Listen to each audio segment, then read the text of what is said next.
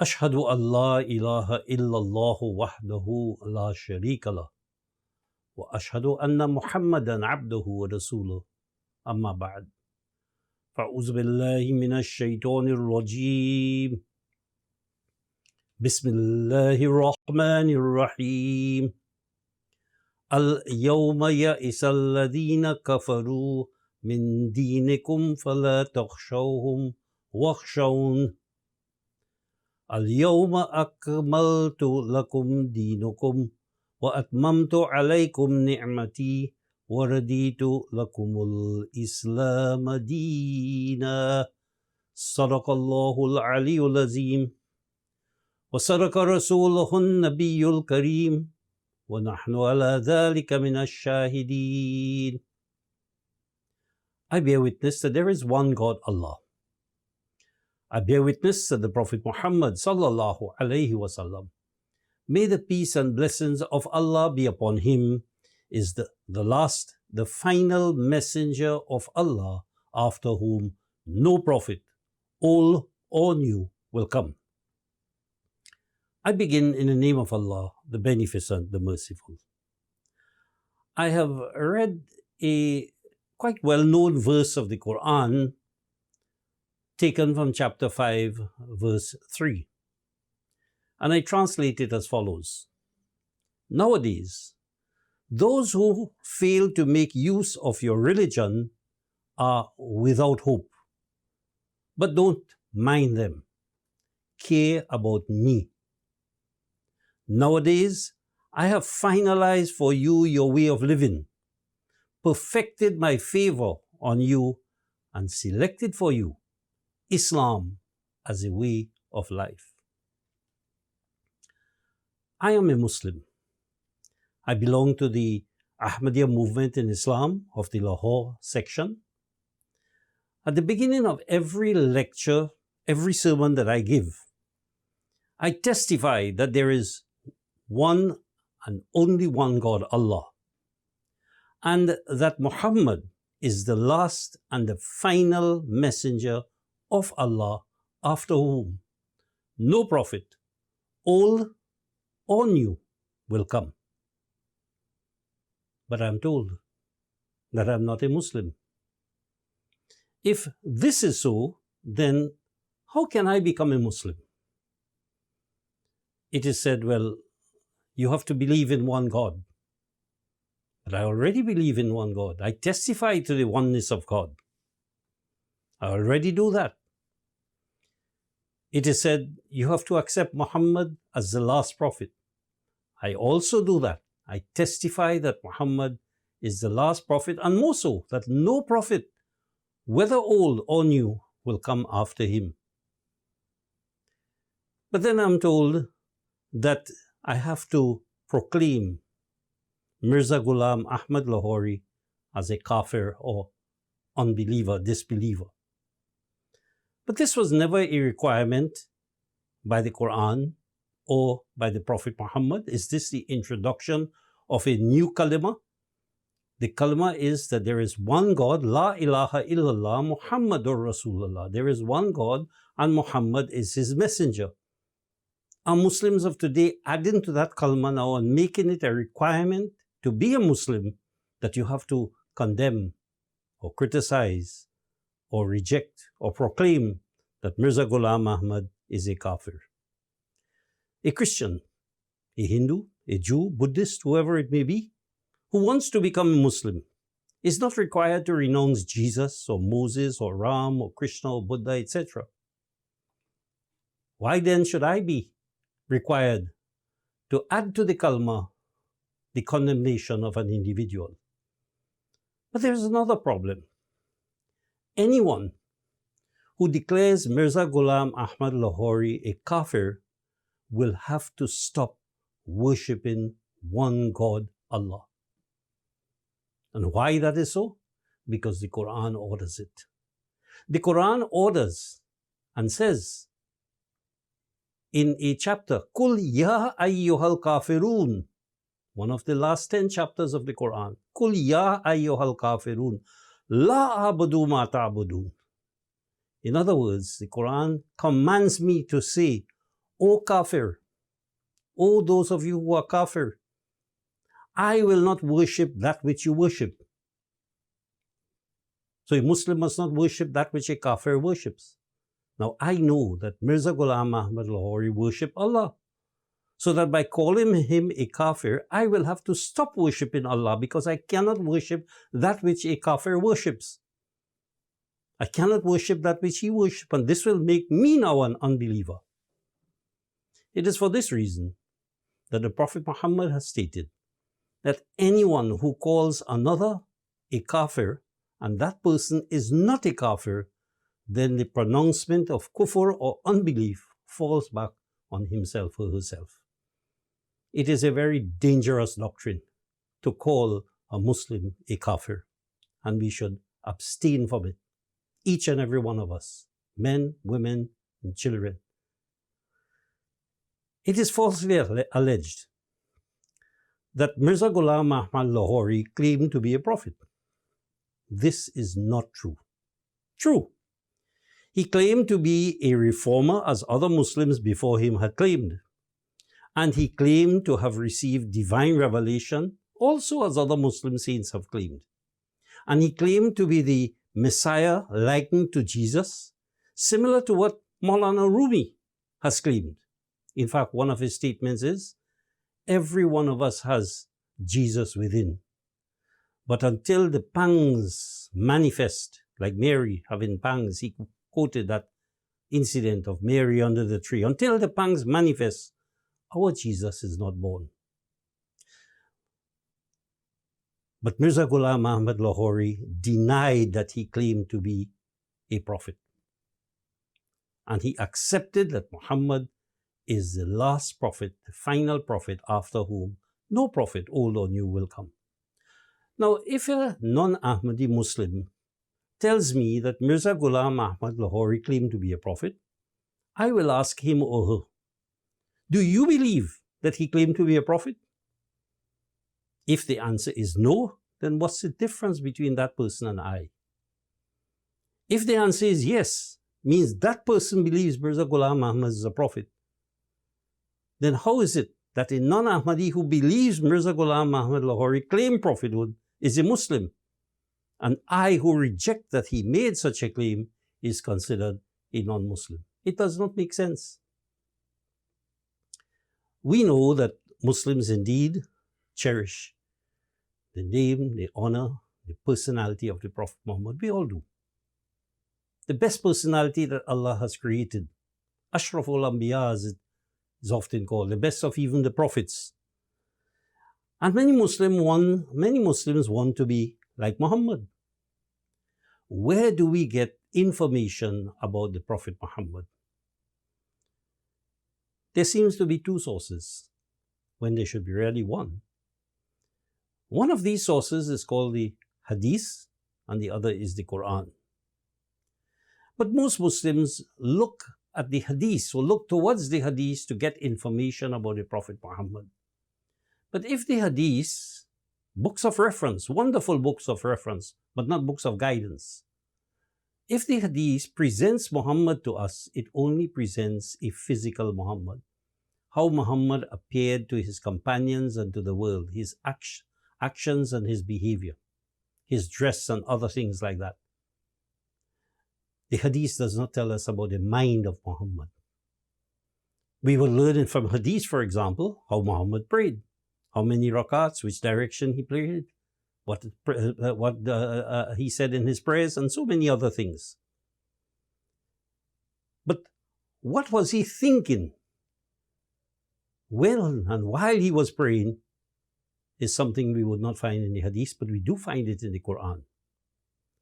The Quran says, for example, and speaks about Muhammad, that he will kill himself with grief because people don't understand him or don't accept him, wouldn't accept him. And he is bringing guidance for them to make themselves better human beings. In fact, in another place it says, grievous to him is your falling into distress. He's most eager for you. We don't learn these things from what is recorded by others. These are statements made by God about the mind and thinking of the Prophet Muhammad. Quran says he is compassionate to the believers.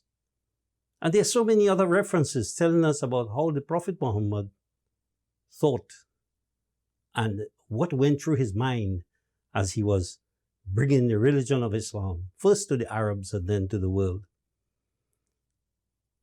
But there's so much eagerness to follow the Prophet Muhammad, to follow his sunnah, it is said, that someone may ask the question,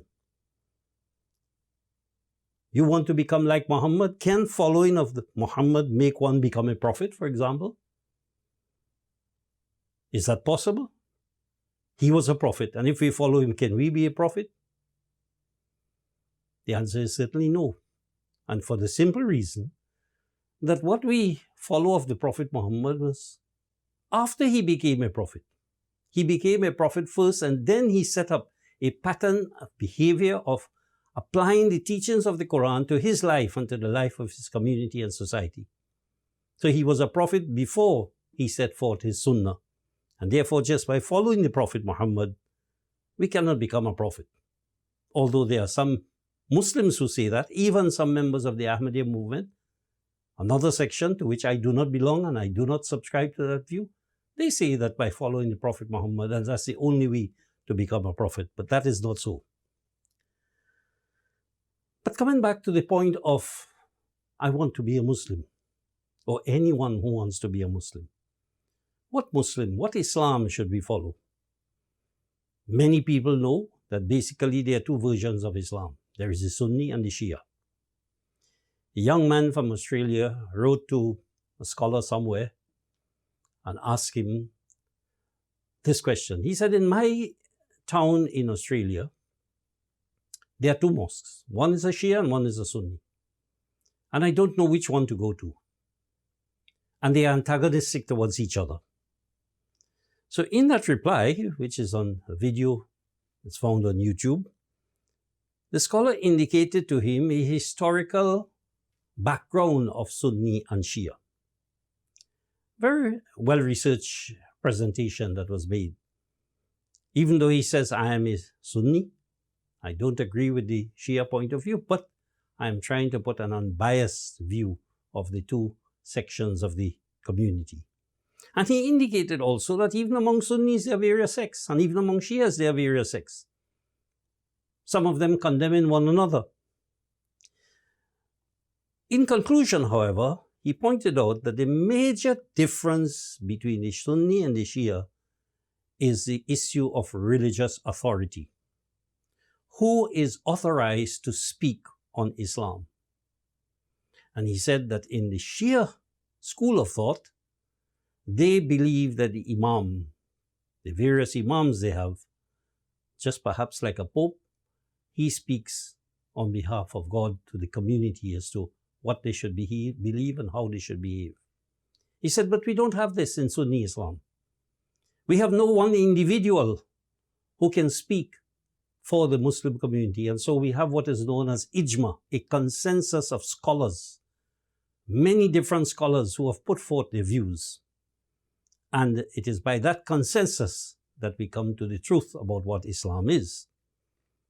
But even among those scholars, there are so many varied concepts and ideas and conflicts.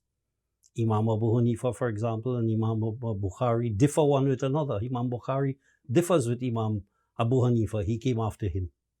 You have four Imams well known. There are others, but the four well known, Imam Malik, Shafi, Hanbal, and Abu Hanifa, they differ among themselves. Even Imam Abu Hanifa had two disciples, Muhammad, one of his disciples, Muhammad, and he differed with and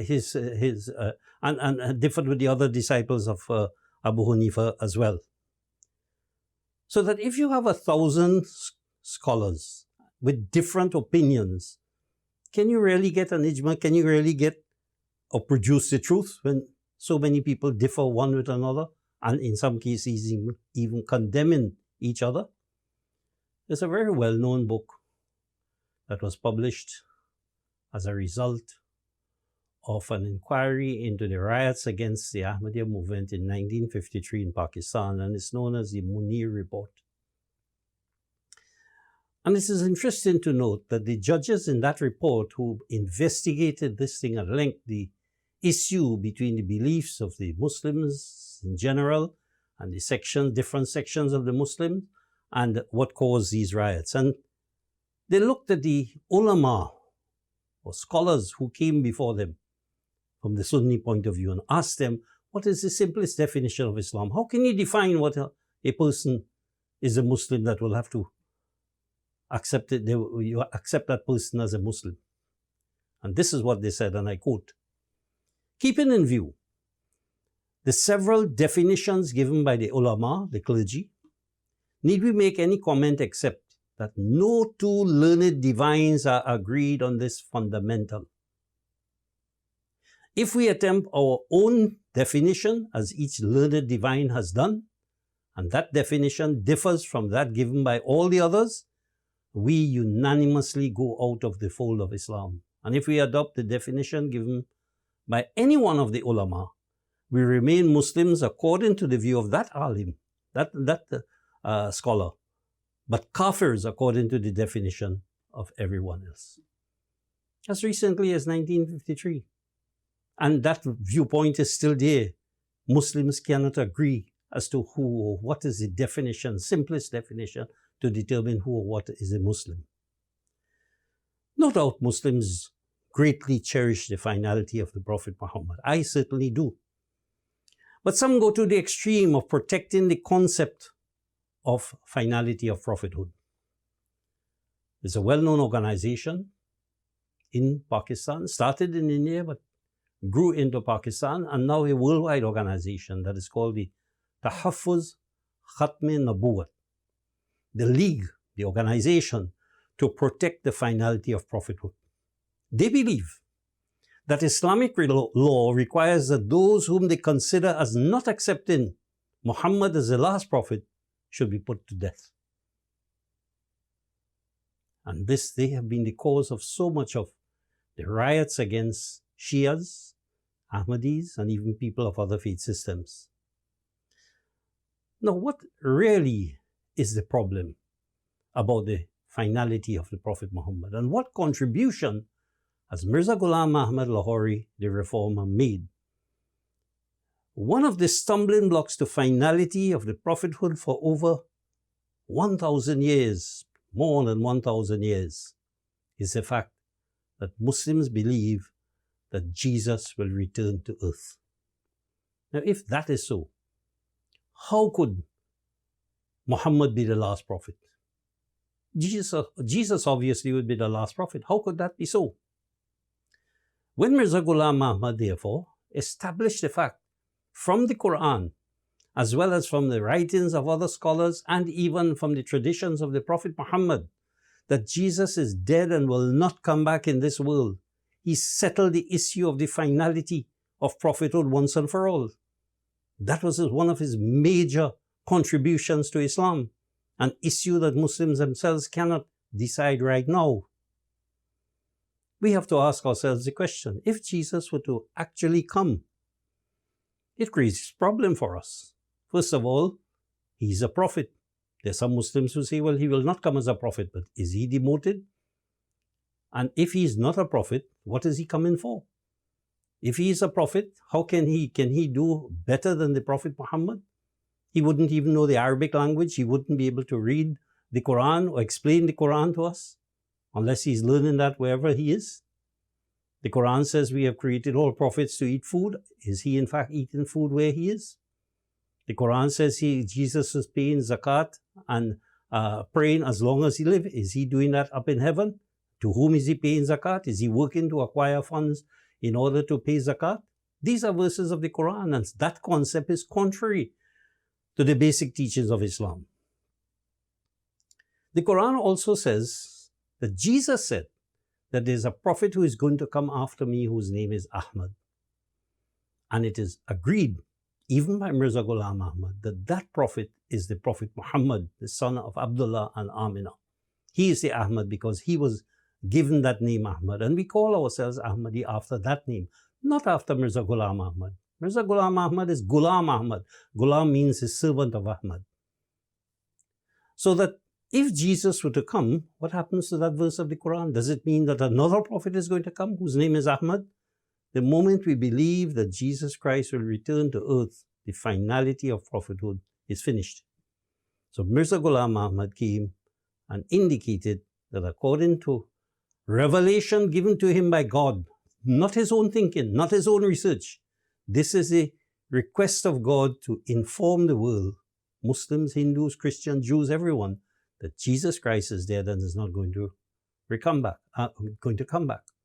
What has been the problem, therefore? Why is it that Muslims believe that Jesus Christ is going to return? It is because they have read it in the Hadith.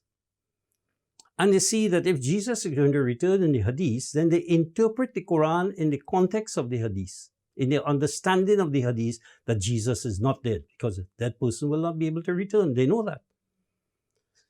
What Mirza Ghulam Ahmad came and did was to point out the Quran is our guidance. That is the book that we should put first. And if the Quran says that Jesus Christ is dead, then we have to reinterpret the Quran, not the other way around. We have to reinterpret the Hadith, not the other way around. The Quran and the Hadith has to be interpreted in the context of what the Quran says, not that the Quran should be interpreted as to what the Hadith says. And so he put Jesus dead in the Quran first, and the Jesus of the Hadith has to be not rejected, but reinterpreted. And so if the Quran says Jesus is dead, it means when the Hadith says that Jesus is going to return, it cannot be the Jesus of Nazareth. It has to be somebody else who comes in the spirit and power of and likeness of Jesus. Now, the Quran indicates to us quite clearly and points out to us that I have finalized your way of living. I have perfected my favor on you, and I have selected for you Islam as a religion. And this verse of the Quran that speaks of Islam as perfect, because some people think that because Islam is perfect, it needs no reformer. But look at the contribution of this reformer to settle the issue of safeguarding the finality of prophethood. And why is this verse found in the middle of that verse, or towards the end of that verse that speaks about forbidden foods? It is because food is necessary for the physical sustenance of the human body. But truth, guidance, is necessary for the sustenance of the soul of every human being. And just as you have good food and bad food, just as you have forbidden foods, good food and halal foods, and lawful foods and haram foods, which is what this verse speaks about, it points out to us that when it comes to the food for the soul, there is also fake news and there is also truth. Islam does not give us fake news, but who is the real spokesman for Islam? Should it be any one of these Maulanas who may give their opinion, and it may be right, may be wrong? It comes through after, no doubt, careful study of them, by them. Their research work, excellent, although it may have been, but the greatest authority is that which comes from God. When a human being, when a Muslim can stand up and say, God has told me this is how the Quran should be interpreted, that viewpoint should be respected. Because I ask myself the question, which would you prefer to safeguard the prophethood of Muhammad? The belief that Jesus is dead and would not return? Or to safeguard the finality of prophethood by killing anyone who believes to the contrary, as the Tahaffuz Khatam al-Nabuwat, Majlis Tahaffuz Khatam al-Nabuwat promotes? Do not identify yourself with those who promote the killing of innocent believers or innocent human beings. Don't believe that that is the way to protect the honor of the Prophet Muhammad. Promote the idea of the Ahmadiyya movement that Islam is a religion of peace, not hostility. Barakallahu lana wa lakum fil Quran al-Azim. ونفعنا وإياكم بالآيات والذكر الحكيم إنه تعالى جواد كريم ملك بر رؤوف رحيم. الحمد لله نحمده ونستعينه ونستغفره ونؤمن به ونتوكل عليه ونعوذ بالله من شرور أنفسنا ومن سيئات أعمالنا من يهده الله فلا مضل له ومن يضلل فلا هادي له ونشهد أن لا إله إلا الله وحده لا شريك له ونشهد أن محمدا عبده ورسوله Allahumma salli ala Muhammadin wa ala ali Muhammad kama sallaita ala Ibrahim wa ala ali Ibrahim innaka Hamidum Majid. Allahumma barik ala Muhammadin wa ala ali Muhammad kama barakta ala Ibrahim wa ala ali Ibrahim innaka Hamidum Majid. Allahumma ansur man nasara dina Muhammadin sallallahu alaihi wasallam waj'alna minhum. Allahumma aghfir man khazala dina Muhammadin sallallahu alaihi wasallam wa la taj'alna minhum. Inna Allaha ya'muru bil adli wal ihsani wa ita'i zil qurba wa yanha 'anil fahsha'i wal munkari wal baghi ya'izukum la'allakum tadhakkarun. Uzkurullaha yazkurkum wad'uhu yastajib lakum wa la zikrullahi ala akbar.